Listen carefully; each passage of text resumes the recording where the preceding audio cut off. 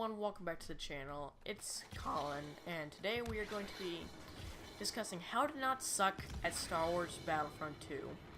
This is going to be the first episode, and if you guys like this, we'll continue to make more. Now, we are going to be discussing a game mode instead of a weapon, hero, or whatever. And this is the limited time game mode called Jetpack Cargo, aka my favorite game mode at the moment.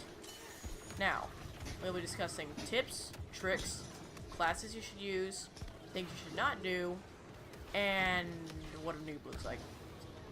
So that way you guys can avoid all those things and have an exciting time breaking people on the Battlefront. Okay, first off, let's briefly discuss the two classes, pistol and rifle. Now, I'm just going to state this plainly with 4 words. Do not use the rifleman. Okay, excuse me, 5. And the reason for that being is the rifleman almost feels pointless in this. You're all about being in close quarters since the only map is Tatooine, Mos Eisley. So rifles are practically useless. So I'm just going to state, if you haven't played this game mode yet, do not, and I repeat not, use the rifle. Use the SC44 Cell Edition 24/7 if you want the best chance of destroying people. Plainly as that. Okay, so now I'd briefly like to go over how to move around in Jetpack Cargo. Now, what you want to be doing is jumping before you use your jetpack, because it'll give you extra height and extra distance, and both those things are amazing for this. So I'll show you a couple quick things. Here's without jumping, you see, pretty good. But here's with jumping, with the small jetpack, the Jetpack Dash. As you can see, I gain a few extra inches, but here's the real difference. Whenever you're going upstairs, no jump, with jump. As you can see, I nearly doubled that, so you definitely want to be jumping whenever you're moving around. Before you take off with your jetpack, always jump. So that way you can get the advantage over your enemies. Okay, now I'd briefly like to go over how to use the rocket launcher. Now, if you guys played the beta like me, you know that the rocket launcher had a massive hitbox. You could just snipe enemies from anywhere and do a lot of damage. But during this mode, they got nerfed since you got faster recharges, so you don't need that. So I'll show you quickly what the old rocket launchers look like. Okay, so here's a clip of what the rocket launchers were like during the beta. They had a huge hitbox, you could kill enemies straight away. This is what they are now. You gotta aim with your shots, so make sure your shots count. You gotta aim with every shot. And I would also recommend learning to master to shoot your rockets out of the air. Even if it takes a little bit of aiming to get used to it, still do it. Because whenever you can get to where you can just no-scope people with your rocket launcher, it's really good. And I will tell you guys that there's another little thing about these rocket launchers. You can hold them and still sprint, which you cannot do in other game modes. And you get 2 rockets instead of just 1. But after you fire those 2, they go into a slight cooldown, which doesn't take too long, but I normally fire the rocket launcher and do damage to the enemy and then switch back to my primary weapon to finish them off, because that's how I personally play. That is honestly the best way to do this, in my opinion. Just start them with a rocket launcher and then end them with your blaster. Like, I believe I do it right here, yep. And just see. Start them with a rocket launcher, finish them with the SC44C. You had no chance. Anyway, that is how you use a rocket launcher, and by the way, that is how you want to snipe, so just keep those things in mind whenever you're using a rocket launcher, and you'll do just fine. Okay, next thing that I want to discuss with you guys is your health. Now, in Jetpack Cargo, all the troopers have 220 health, which is good, but it goes away quickly in this game mode. So, you really want to be playing the objective, because if you pick up the cargo, it has a slight bonus. If you pick it up with the cargo, it'll regenerate all your lost health. So as you can see, you have full health. And I'm just about to start taking damage. Just wait a second.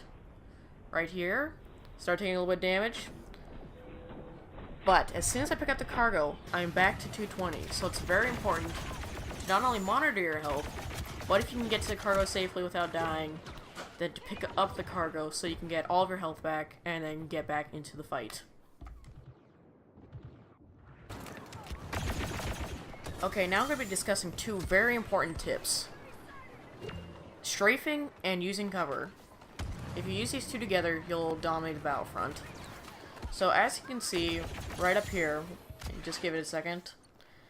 We start getting attacked by an enemy that I see over there. I see him, he starts attacking me, so I jump back into cover, and I jump into him, and we go into a strafing battle.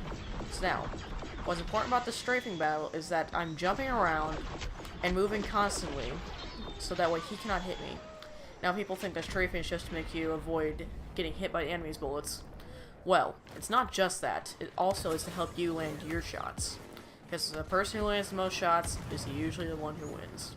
So don't use strafing as a dodging tool. Use it as a hitting tool. Last, but most certainly not least, do not be this guy. This is what a noob looks like. Just standing around, barely doing anything at all, not helping his team. He's just literally standing there, begging you to kill him. Just look at this. He is so confused.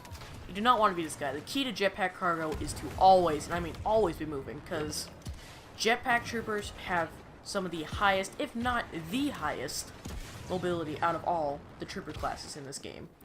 Now, one last thing that I want to tell you guys about how to not be a noob, and I've done this myself, and I paid for it very dearly, is do not jump into walls.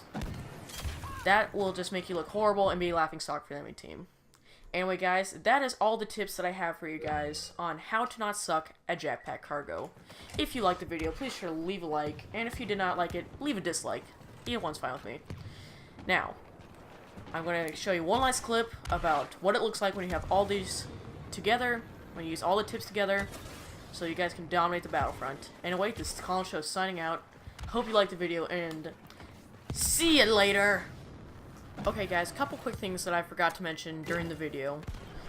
Number one, do not engage in melee battles. If you do a melee fight, you are pretty much doomed to die. It's more effective to just shoot the person than to melee them, because trust me, you will die.